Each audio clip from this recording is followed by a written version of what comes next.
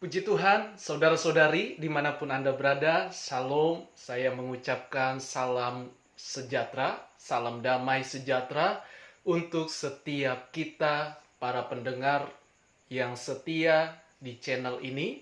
Dan tentunya doa saya kiranya anugerah Tuhan, kasih setia Tuhan terus melimpah atas hidup kita. Dan saudara yang setia mendengarkan channel ini, saya mengucapkan terima kasih yang sebesar-besarnya karena saya percaya saudara juga pasti diberkati, iman saudara pasti dikuatkan. Berarti jangan bosan-bosan untuk mendengarkan kebenaran firman Tuhan, karena hanya firman Tuhanlah yang memampukan kita berjalan dalam kehidupan ini. Dan saudara, tema saya yang saya akan bahas mengenai pilihlah aku Tuhan Yesus. Atau bahasa Inggris disebut choose me Lord. Pilihlah aku. Bukankah dia sudah memilih kita sebagai orang-orang yang telah ditebus, orang-orang yang harusnya dihukum dalam api neraka karena dosa kita. Karena usaha manusia apapun tidak akan mencapai ke sorga atau kekekalan tanpa melalui pribadi Allah, yaitu Tuhan Yesus Kristus. Betapa kita bangga, bahagia bila kita sudah dipilih menjadi anaknya. Dulu kita adalah hamba dosa, dulu kita adalah budak dosa, artinya hidup dalam kegelapan, dihidup dalam belenggu roh jahat atau iblis atau setan. Tetapi karena begitu besar kasih Allah akan dunia ini, sehingga dia datang menyelamatkan kita yang percaya kepadanya dan yang mengasihi dia. Berarti saudara, berbahagialah karena saudara dan saya adalah orang-orang yang dipilih dan hidupi untuk melakukan kesempatan-kesempatan menjadi berkat, menjadi terang, menjadi dampak. Choose me Lord.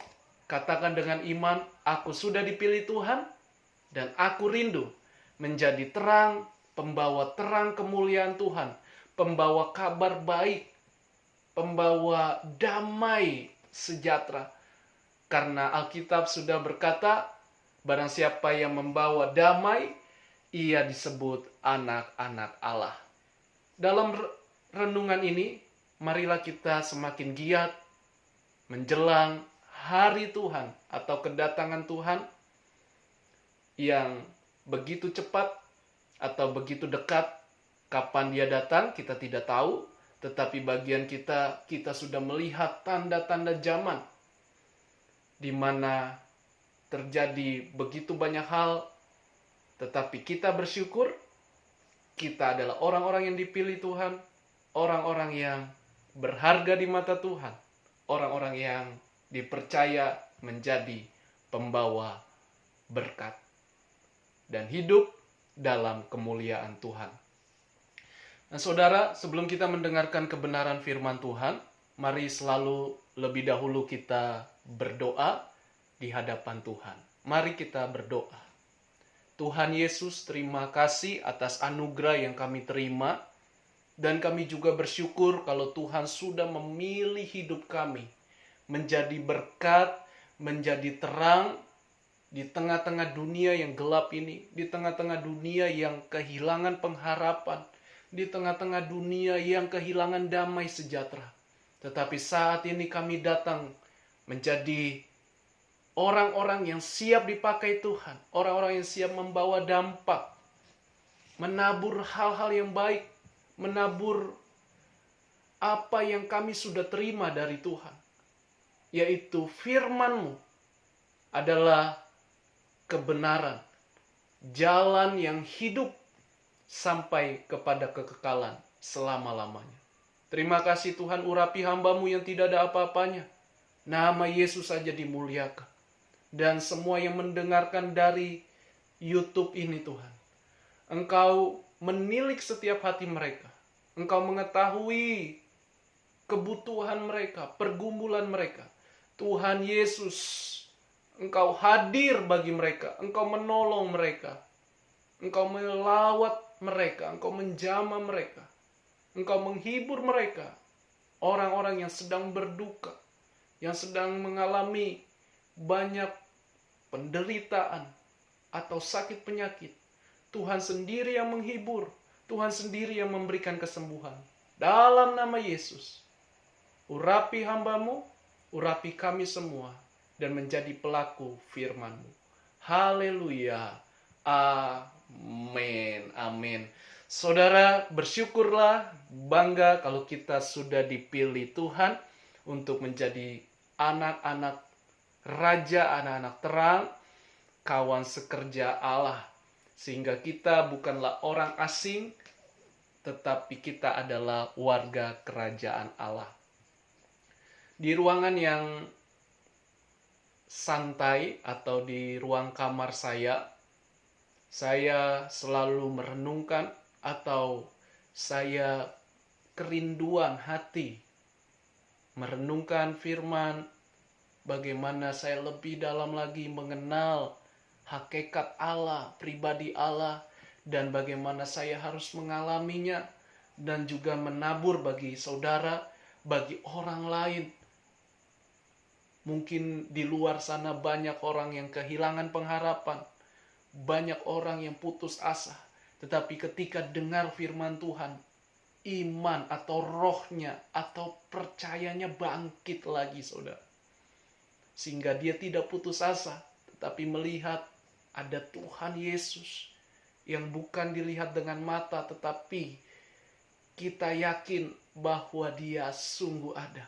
Dia benar-benar ada dalam hidup kita. Mari saudara, di saat-saat saudara sedang santai, renungkanlah kebenaran firman Tuhan, supaya membangun iman saudara. Selain dari setiap channel atau di YouTube, begitu banyak para hamba-hamba Tuhan yang berkhotbah, yang membagikan renungan firman, tetapi dengan kerendahan hati saya, saudara bisa dengan sendirinya terlebih dahulu suka membaca. Sebelum membaca, kita berdoa, kita minta pewahyuan, lalu kita baca ulang-ulang. Dan saya percaya itu yang akan memampukan kita, yang akan menguatkan kita untuk menjalani hidup ini. Karena hidup ini adalah kesempatan, hidup hanya satu kali. Marilah kita menjadi orang yang berdampak mulai dari hal-hal kecil. Kalau kita setia dari hal kecil, maka hal besar akan Tuhan berikan. Berarti saudara bangga karena kita sudah dipilih Tuhan. Sekali lagi, sama-sama kita katakan, pilihlah aku, Tuhan Yesus. Choose me, Lord. Pilihlah aku. Kita buka kebenaran firman Tuhan dalam kitab Yohanes atau Injil Yohanes pasal 9.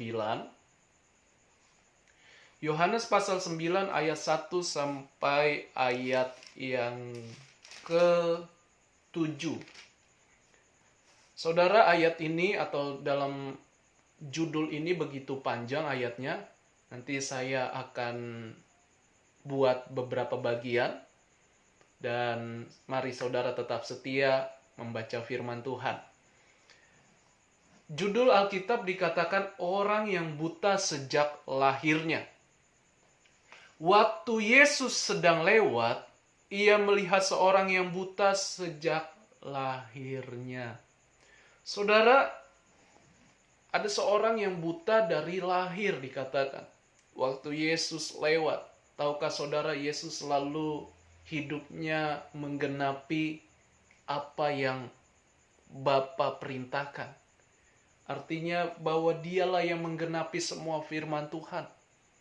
Dan Tuhan Yesus selalu melayani, menjadikan dirinya teladan, menjadi pembawa berkat, pembawa damai, kabar sukacita, yaitu firman-Nya. Nah saudara, Yesus adalah Tuhan Karena dia adalah ilahi. Ilahinya tidak bisa dipisahkan. Tetapi dia membatasi dirinya dalam kemanusiaan. Manusiawi. Artinya dia bisa mengalami kelelahan, sehingga dia harus istirahat, dia bisa makan, dia bisa bernafas, dan itulah hal-hal yang manusia bisa lakukan. Nah saudara, bahwa ada seorang yang buta sejak lahirnya. Lalu di ayat 2 dikatakan murid-muridnya bertanya kepadanya, Rabi atau guru atau tuan, siapakah yang berbuat dosa? Orang ini sendiri atau orang tuanya, sehingga ia dilahirkan buta.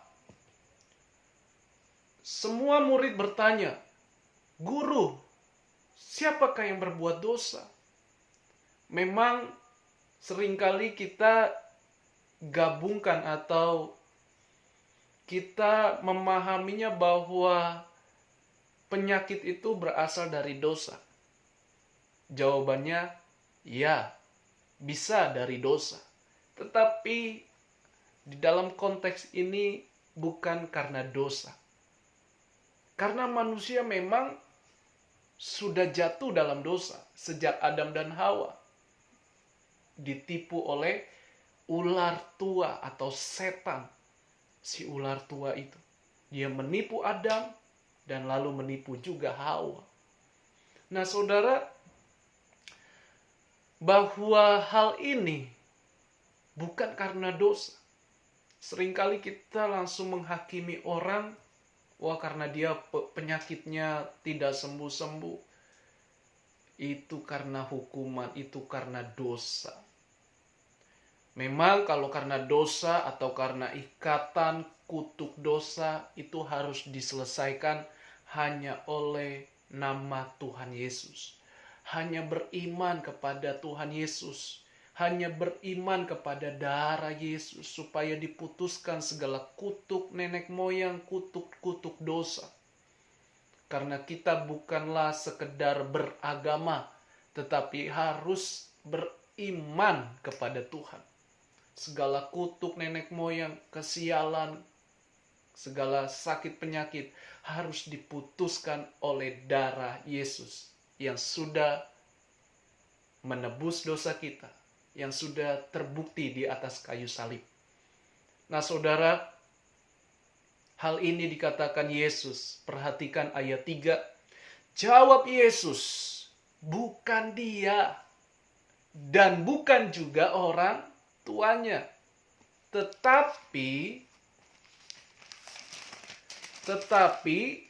karena pekerjaan Allah harus dinyatakan di dalam dia.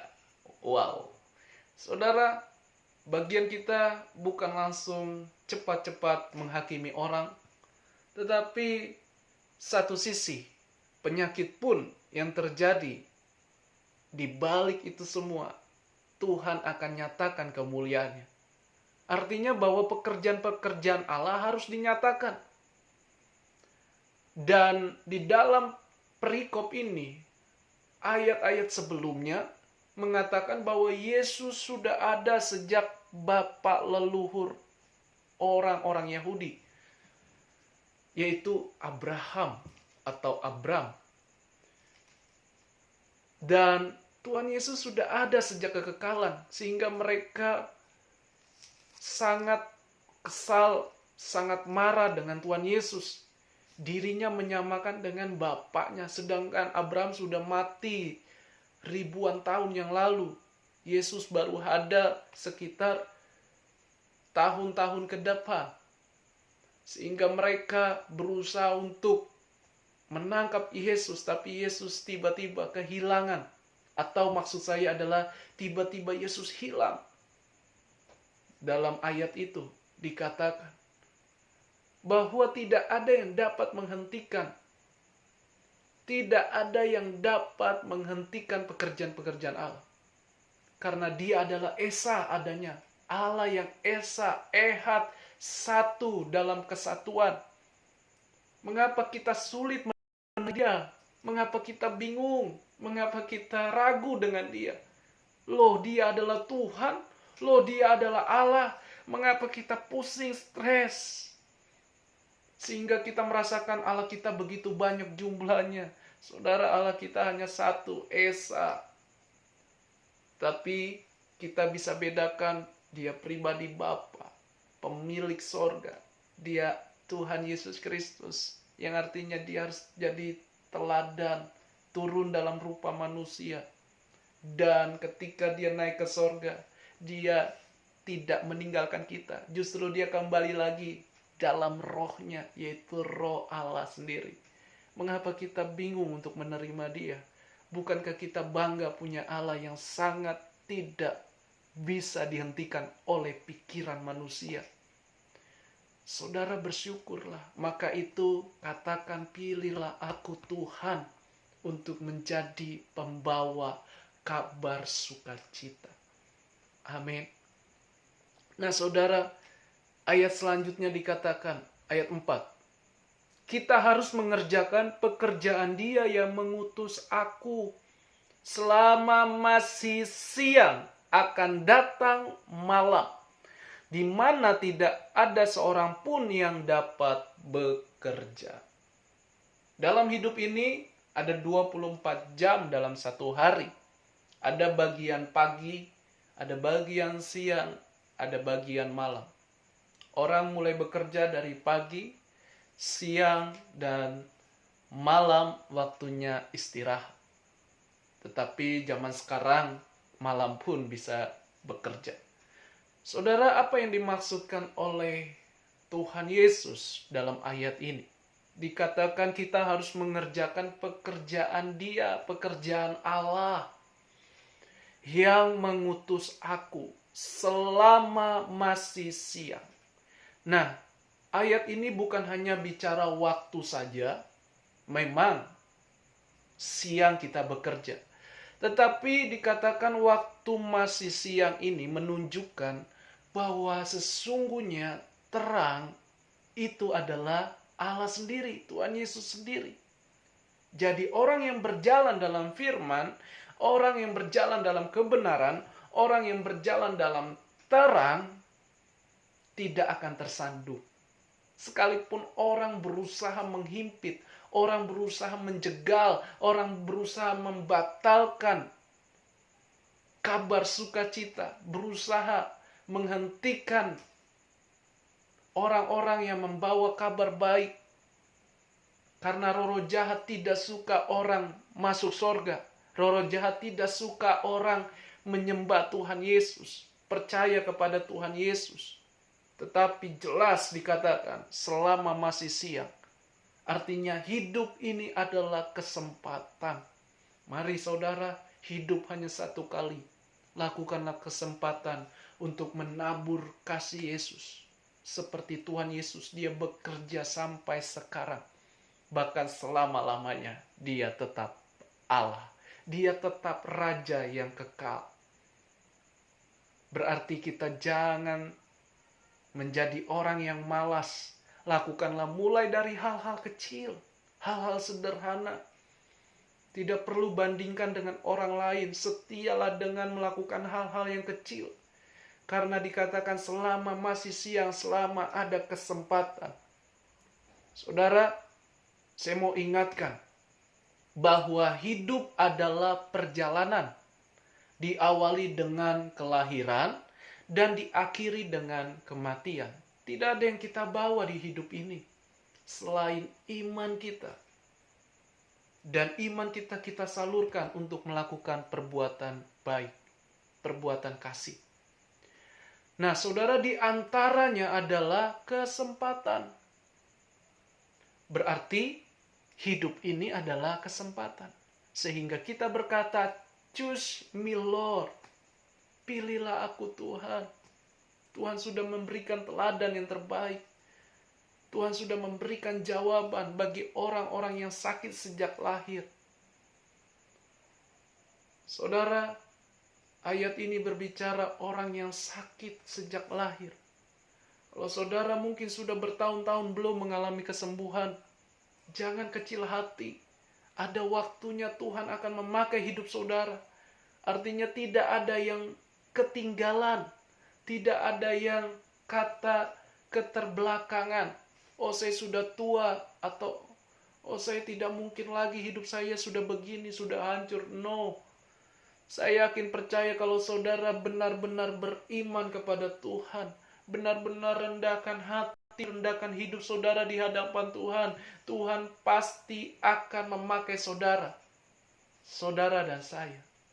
Percayalah, betapa luar biasanya kalau engkau dipakai Tuhan menjadi saluran berkat, saluran kasih. Dipakai Tuhan tidak harus selalu menjadi pendeta atau pemimpin pujian dalam gereja atau hamba-hamba Tuhan yang dalam organisasi gereja, tetapi saudara adalah pembawa kabar baik, pembawa berita Injil, kabar baik, kabar sukacita, kabar damai sejahtera. Yang kita saksikan adalah Tuhan Yesus sendiri. Itu yang kita saksikan bagi orang lain. Kita punya Tuhan yang hidup. Dia datang dalam rupa manusia. Dan dia memberikan teladan sorga. Dia yang berasal dari sorga datang ke dunia untuk satu tujuan. Menyelamatkan manusia, melindungi manusia dari segala serangan-serangan kuasa kegelapan. Atau intimidasi setan, iblis, dan roh-roh jahat. Saudara yang dikasihi Tuhan, ayat ini sungguh sangat memberkati kita. Jangan mundur apapun ujian saudara. Jangan mundur apapun yang saudara alami saat ini. Tetap lihat ada kemuliaan Tuhan. Alkitab berkata yang kita baca, bukan karena dosa orang itu, bukan karena dosa orang tuanya, tetapi supaya pekerjaan Allah dinyatakan. Tidak ada batasannya kalau Tuhan sudah memberkati. Tidak ada yang dapat menutup jalan Tuhan. Dan tidak ada yang dapat membuka jalan Tuhan kalau Tuhan sudah menutupnya. Artinya dia berkuasa atas hidup kita. Dia sungguh berkuasa atas hidup kita. Roh-roh jahat atau musuh kita berusaha untuk menghancurkan kita, tapi jalannya ditutup oleh Tuhan. Itu yang saya maksud. Tidak ada yang dapat menandingi Tuhan Yesus Kristus. Orang boleh banyak menghina. Orang boleh banyak meremehkan, menolak dia. Tetapi saudara dan saya, jangan tolak dia. Karena dia sungguh benar-benar Allah yang hidup, yang nyata, yang berkuasa. Jangan macam-macam dengan Tuhan. Amin. Nah, saudara, ayat yang selanjutnya saya baca ayat 5. Selama aku di dalam dunia, akulah terang dunia. Tuhan Yesus jelas. Terang bukan karena matahari, bukan karena bulan, bukan karena lampu yang kita pakai, tetapi dialah sumber terang itu. Waktu gelap ruangan, lampu belum nyala, ketika kita nyalakan atau kita colok ke listrik, ke sumbernya, maka lampu itu segera nyala. Kalau kita terhubung dengan sumbernya, yaitu Tuhan Yesus, hidup kita menjadi dampak, mempengaruhi, menjadi influencer, pengaruh bagi orang lain, pengaruh yang baik, yang benar. Tahukah saudara, dunia ini membutuhkan saudara. Ya, membutuhkan saudara. Lakukanlah dengan setia, dimulai dari hal-hal kecil, apa yang sudah engkau terima Tuhan, dari iman saudara. Karena tema kita bicara, choose me Lord. Pilihlah aku Tuhan untuk menjadi alatmu. Hidup adalah kesempatan. Mari jangan sia-siakan hidupmu dengan mengeluh, dengan segala macam kebimbangan. Karena dunia ini memang sudah susah, sudah sulit. Jangan saudara tertekan lagi. Minimal saudara harus bangkitkan iman saudara untuk melihat pekerjaan-pekerjaan Allah dinyatakan dalam hidup saudara. Ayat 6, setelah ia mengatakan semuanya itu, ia meludah ke tanah dan mengaduk ludahnya itu dengan tanah, lalu mengoleskannya pada mata orang buta tadi. Saudara, bahwa Tuhan melakukan cara atau media dengan menggunakan tanah. Ketika dia ludahi, baru dia aduk, saudara. Ya. Apakah kita harus melakukan demikian? Tidak selalu. Tidak mesti, tidak harus. Karena dia Tuhan, apapun dia bisa lakukan. Dia buat seperti bin salabin saja dia bisa sembuh. Tapi dia memakai cara lain. Dengan cara mengaduk-aduk tanah, lalu ditempelkan di mata orang buta itu. Saudara, bahwa Tuhan itu punya cara untuk menolong saudara. 1 atau 10 pintu tertutup, atau 100 pintu tertutup dalam diri saudara, Tuhan akan bisa ubah, Tuhan akan bisa putar kembali lagi. Artinya ada jalan baru lagi. Ternyata di jalan yang baru ada 1000 pintu yang sudah terbuka untuk saudara diberkati. Tetapi mari kita setia mengikut Tuhan. Jangan selalu menyalahkan Tuhan, keadaanmu, tapi andalkanlah Tuhan. Amin. Tuhan Yesus memberkati kita. Tuhan Yesus sayang kepada kita. Tuhan Yesus mau pakai hidup kita. Mari lakukan dengan setia. Nah, saudara yang dikasihi Tuhan, selanjutnya dikatakan, ayat yang ke-7, dan berkata kepadanya, pergilah, basuhlah dirimu dalam kolam Siloam. Siloam artinya yang diutus. Maka pergilah orang itu, ia membasuh dirinya, lalu kembali dengan matanya sudah melek. Puji Tuhan, di akhir hidupnya ada mukjizat, kesembuhan terjadi. Berarti kalau kita belum sembuh, sabar, tenang. Sekalipun kita belum sembuh, tapi kita bisa pembawa mujizat. Sekalipun kita lemah, kita terbatas, Tuhan kita tidak terbatas. Tuhan kita maha kuasa. Artinya kita pun mengalami sakit, tapi orang lain yang kita layani mengalami kesembuhan. Kesembuhan rohnya, kesembuhan imannya, kesembuhan mentalnya. Bukankah itu kita sudah dipercaya, sudah dipilih menjadi berkat untuk kemuliaan Tuhan? Dan saya yakin percaya Tuhan pasti juga sembuhkan penyakitmu. Kalau misalnya ya saudara, kalau Tuhan belum sembuhkan sampai kita meninggal dunia, toh tidak masalah kok. Artinya kita sudah sempurna di dalam kerajaan sorga. Kita sudah dipakai dalam keterbatasan kita. Supaya kita tidak sombong. Lihat saudara, ada seorang dari luar negeri yang dipakai Tuhan sebagai motivator. Tidak punya kedua tangan, tidak punya kedua kaki, hanya sedikit tumbuh. Mungkin hanya 1 jari. Kakinya kecil seperti kaki bebek. Namanya Nick Vujicic. Saudara boleh lihat di YouTube. Dia dipakai Tuhan. Banyak orang yang mau bunuh diri, yang galau, yang putus asa. Lewat beliau, melalui kesaksian, melalui hidupnya, melalui firman Tuhan yang disampaikan, banyak orang yang bertobat, yang berbalik, yang kembali kepada Tuhan, yang percaya kepada Sang Juru Selamat. Berarti saudara saat ini apapun keadaan saudara, kondisi saudara, dengarlah firman Tuhan. Tuhan sayang kepada saudara. Jangan habisi dirimu dengan hal-hal yang sia-sia.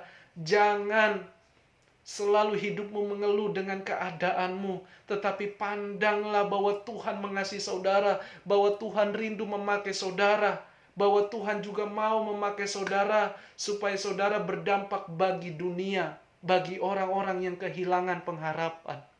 Saat ini terimalah Dia sebagai Tuhan dan Juru Selamat, dan katakan, pakai aku Tuhan.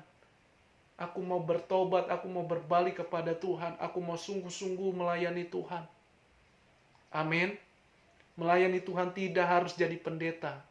Kalau saudara dipanggil menjadi pendeta, silakan. Tetapi kalau tidak dipanggil menjadi pendeta, saudara bisa menjadi saluran berkat. Haleluya. Percayalah, Tuhan itu maha kuasa. Dia pilih orang-orang yang dianggap tanda kutip tidak berguna bagi dunia.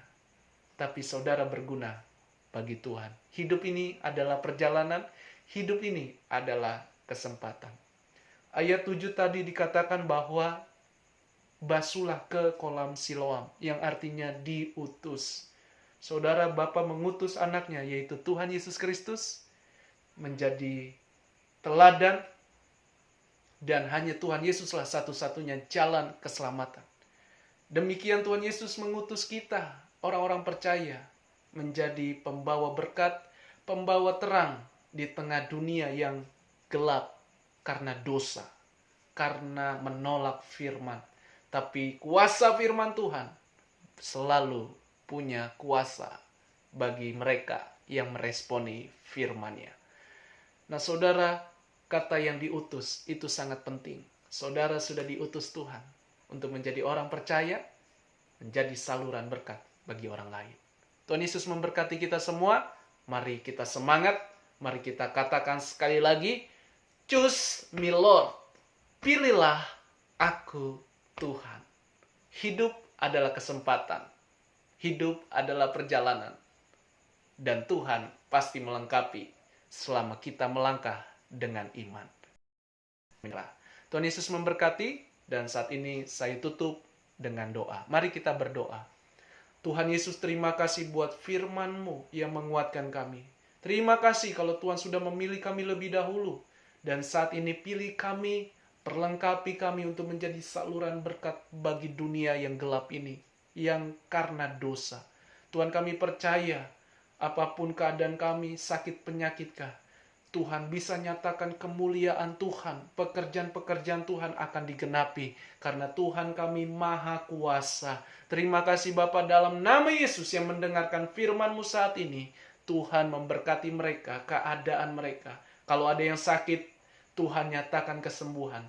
Darah Yesus sembuhkan. Oleh darah Yesus ada kuasa. Kami terima kesembuhan. Haleluya. Amin. Tuhan Yesus memberkati kita semua. Shalom. Haleluya.